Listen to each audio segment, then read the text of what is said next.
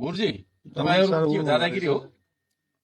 तपाईलाई लगेर थुनेर राख्छ नि मैले फेरि यो सामान्य कुरा नसम्झिनु होला यात्रुको सुरक्षामा तपाईले लापरवाही गर्नु तपाईलाई थुनेर चाहिँ मुद्दा चलाउँछु मैले कुरा बुझ्नु भएको छ कतिजना हुनुहुन्छ एक्स्ट्रा निकाल्नुस् को हुनुहुन्छ यहाँको गुरुजी नमस्ते के नाम हो तपाईको हजुर यहाँ कतिजना मान्छे हाल्नु पर्ने तपाईको सिट क्षमता कति हो भन्नुस् त कतिजना राख्नु पर्छ मान्छे नडाँटे भन्नु किन लजाउनु छ र लजाउनु पर्ने त पुरै भएन त 11 जना सिट क्षमता हो 15 जना मान्छे यहाँ कति राख्नु पर्छ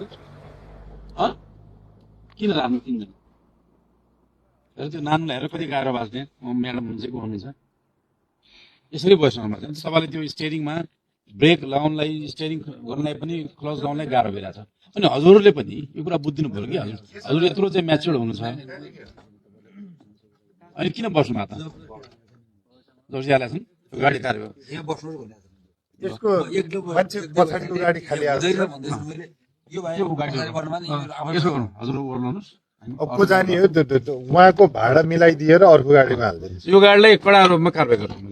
यतिको बोल्नु पर्यो जबरजस्ती हाल्या भन्ने कुरा छ यो गाडीलाई एकजना शीर्षकले थाहा छ पहिले पनि थाहा छ आउनुहोस् तपाईहरु डकुमेन्ट होइन तपाईँ डकुमेन्ट दिनु न गुरुजी तपाईहरु के दादागिरी हो तपाईलाई लगेर थुनेर राख्छ नि मैले फेरि यो सामान्य कुरा नसम्झिनु होला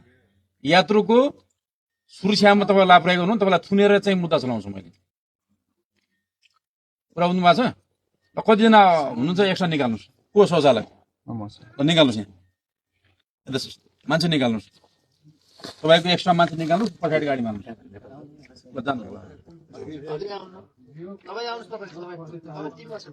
आउँदैन किन तपाईँले उहाँको इच्छा हो नि त उहाँले किन राख्नु तपाईँले मैले यहाँ मान्छे नराख्नु टिपर मान्छे बाजे हो किन भयो मान्छेको सोध त नानु बाबु कसरी तपाईँको भने होइन मैले दुईजना जब त्यो रङ्गले हालेको नि दुईजना यहाँ त एकजना मात्र यहाँ पछाडि कतिजना हुन्छ यस्तो गर्नु न तपाईँले मान्छे कति सबै निकाल्नु भने बढी मान्छे निकाल्नु तपाईँ त्यो गाडीलाई पनि भाडातिर आउँछ आउनु त आउनु हजुरको गाडीले आउनु न भाइ तपाईँ नि अप्ठ्यारो गरेर नबस्नु ल निक्ल्नुहोस् सजिलो जानु तपाईँले गाडीमा उतो पछाडि गाडी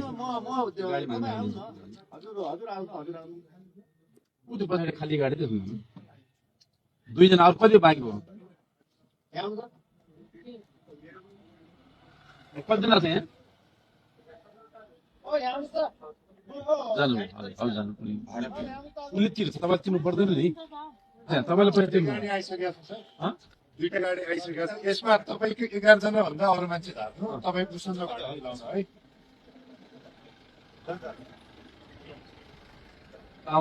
साथी यात्रुहरूले पनि बुझिदिनुहोस् कि हजुरले पनि यसरी चाहिँ नचल्छ अप्ठ्यारो गरेर तपाईँले पैसा तिर्नु भएको छ पोडियम जानु भएको छैन नि त कस्तो सधैँ तपाईँहरू सधैँ बुझ्नु पर्यो कि तपाईँ सुन्नु न तपाईँले पनि के बुझ्नु पर्यो म चढ्नु भएन भने बुझ्नु पर्यो सुन्नु न सुन्नु न त्यो त तपाईँ यात्रु सचेत बन्नु पर्यो उसले त व्यवसाय गर्दैछ त उसले त हाल्छ तर हामी कहिले सचेत गर्ने सधैँ पनि ट्राफिकले मात्रै निगरानी गरिराख्दाखेरि हुन्छ र म चढ्ने मान्छेले म क्षमता कति हो चढ्दैन भन्न सक्ने कहिले हामीले विकास गर्नु ट्राफिक सबैको व्यक्ति पैसा लाग्न सक्छ हामी त एउटा यो साङ्केतिक चेकिङ गर्दैछौँ नि त तपाईँले पैसा तिर्नु भएको छ भने त म यो सेवामा आउँदा बढी चढ्दैन अप्ठ्यारो बस्दैन भन्नु पर्यो हेर्नु न यहाँ 3 जना यहाँ स्टियरिङमा 3 जना बस्छ त्यो कमजोरी कसको ट्राफिकको कि कसको यस हो त्यही भएर हो नागरिकले पनि यो चेतना विकास गर्नु पर्यो सधैँ पनि हामी चाहिँ अरूलाई दोष दिएर मात्रै नगरौँ पैसा तिरेपछि त मेरो अधिकार खोज्नु पर्यो नि तपाईँलाई जबरजस्ती गर्छ भने फोन गर्नुभयो जस्तो अघि उहाँले भन्नु फोन गराए हुन्थ्यो नि हामीलाई गर्नु भएन नि त तपाईँहरूको दायित्व के हो त यो गाडीले यति मान्छे बढी हाल्यो है जबरजस्ती हाल्यो भनेर हामी त्यही सुर्खेतमै इन्टरभेन गर्छौँ यहाँ बाटोमा गर्नुपर्छ तपाईँलाई कहाँ जाँदै हुन्छ ढिलो भयो यो कुरा नागरिकले अथवा यात्रुहरूले पनि बुझ्छ है मान्छे ठिक छ अब तपाईँ बस्नु भाइ